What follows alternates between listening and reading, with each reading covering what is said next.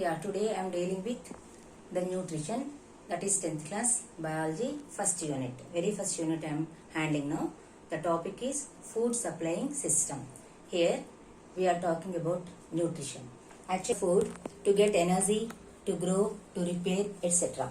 The mode of acquiring food from animal to animal is entirely different, and also from plants to animals also different. So nutrition is mainly of two types, that is autotrophic nutrition and heterotrophic nutrition. Auto means self. Here autotrophic nutrition is nothing but the plants. We know plants are the only source of food supplying system in the world. Then in this unit, let us discuss about autotrophic as well as heterotrophic nutrition and how plants will help us to get the food. Here, very simple form of this nutrition. Very simply we can define photosynthesis. We know already, we have studied.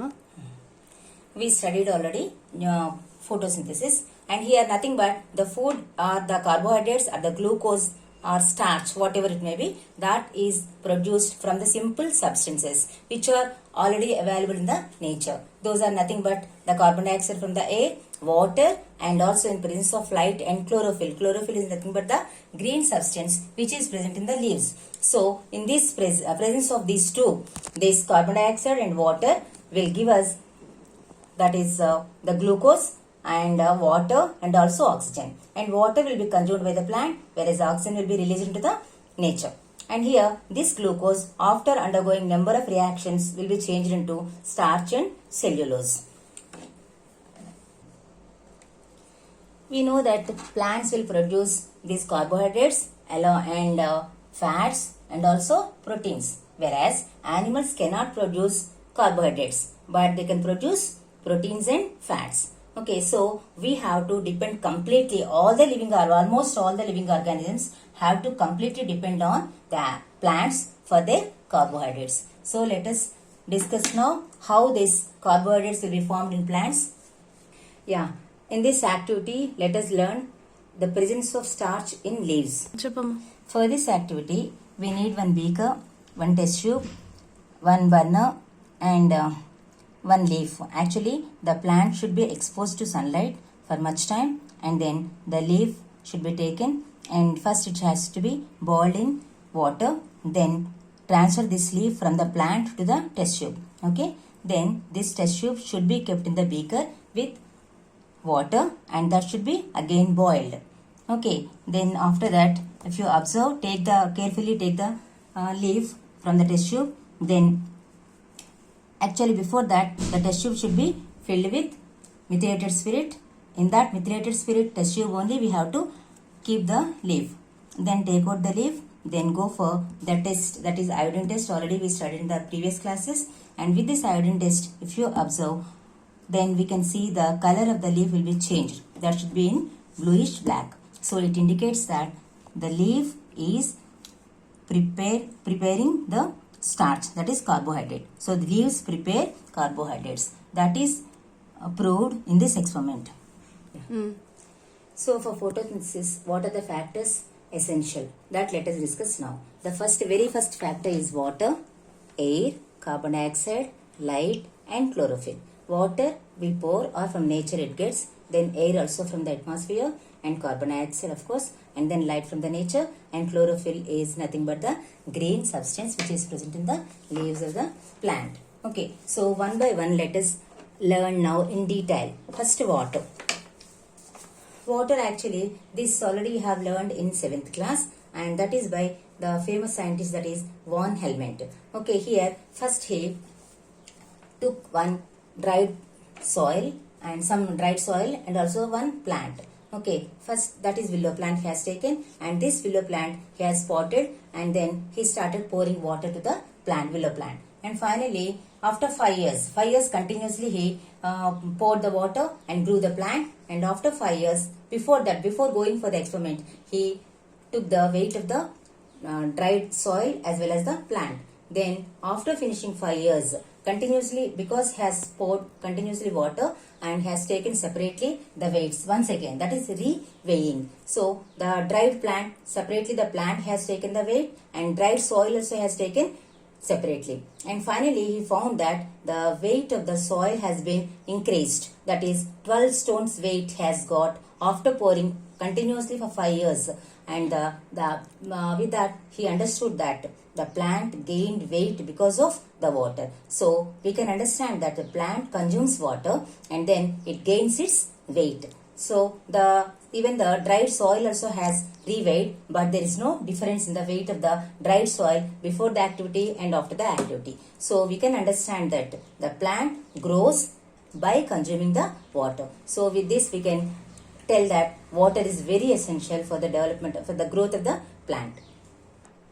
So, next is the importance of air. So, for this, the great scientist Priestley has done one activity, and let us discuss this activity now. For this, we need one bell jar and one candle and one mouse or any other living animal, small one creature, and then one potted plant. So, like this, we have to arrange only one bell jar you take, then one candle you take, and just light this candle and insert the candle inside the bell jar.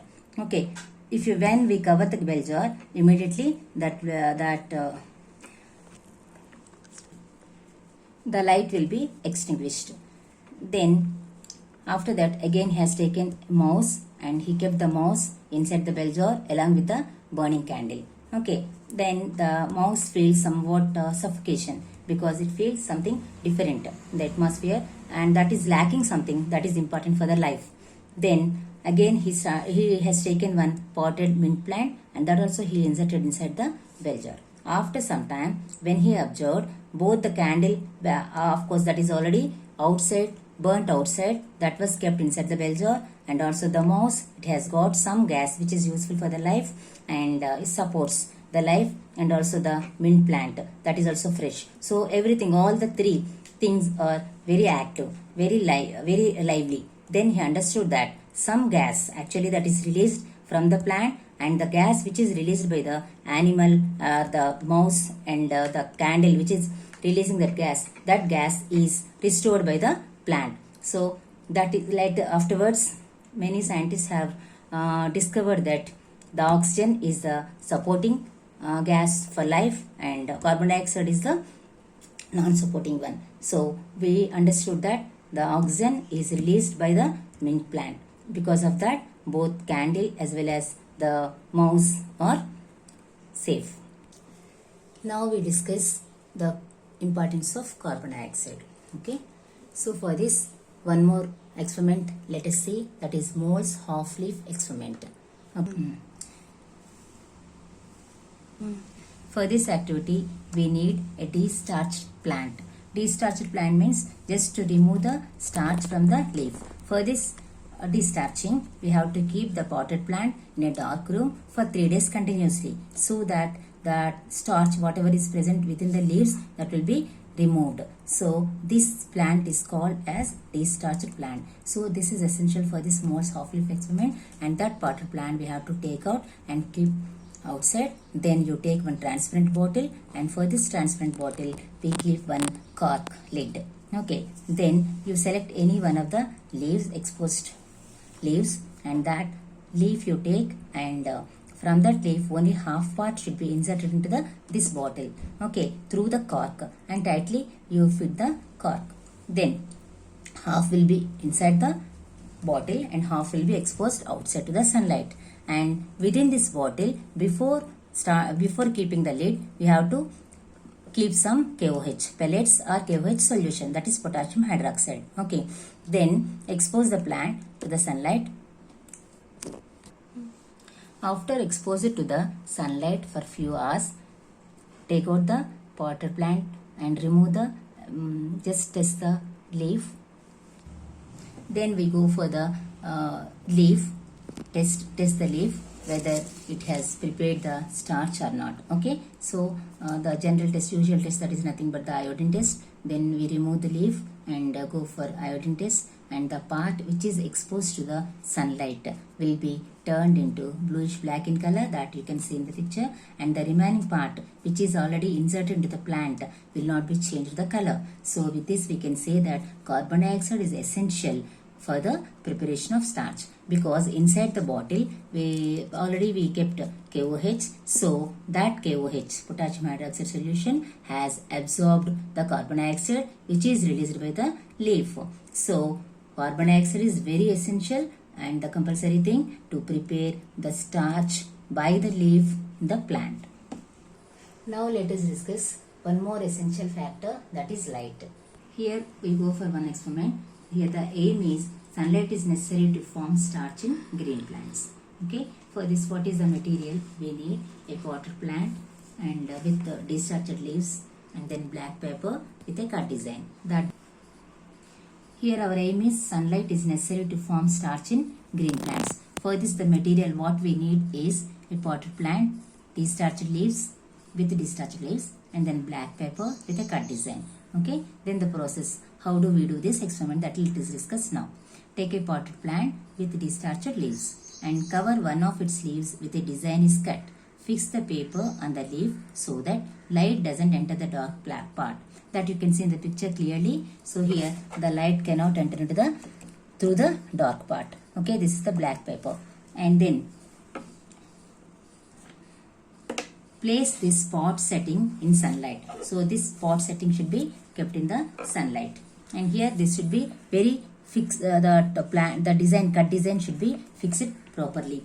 Then after sometime after few hours after the exposure to sunlight, we can observe that the part which is exposed to sunlight turns into bluish black color, shows prepared starch. We can see this here, bluish black. So after exposure after a few years, we go for iodine test as usual, and then we see that the exposed part which is exposed to sunlight has turned into bluish black color. This shows that the leaves prepared starch. Then inferences, starch is prepared in presence of sunlight. So with this we can conclude light is compulsory for the preparation of starch in plants. We know the green part of the leaf is called chlorophyll and it is the site of photosynthesis. So in some plants we see red and yellow leaves. So here we get doubt, will they go for photosynthesis? Yes. So here some pigments are there. Pigments are present in the chlorophyll. Actually chlorophyll is a different pigment which is in green color, but in some plants, yellow color leaves you can see, red color leaves you can see. Then we get doubt whether any photosynthesis will take place in leaves of red color or yellow color.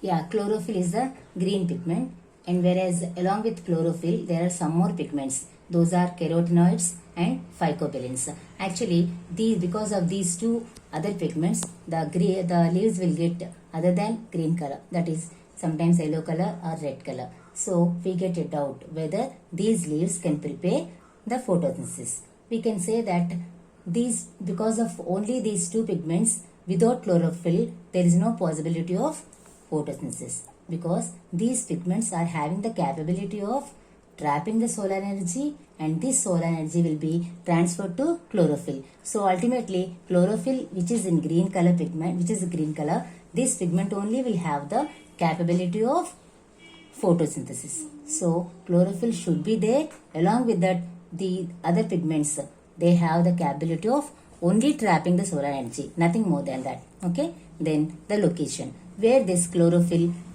is located, that is important. So chlorophyll, that is in green color, is present in chloroplasts. Chloroplasts are the organelles, they are present in the leaves. Okay, so these chloroplasts will have the green color, that is green color patches, that is the pigment, and this is called as chlorophyll. So this chlorophyll is compulsory for the trapping of and for the receiving of solar energy, and it plays very important role for the preparation of starch in the leaves.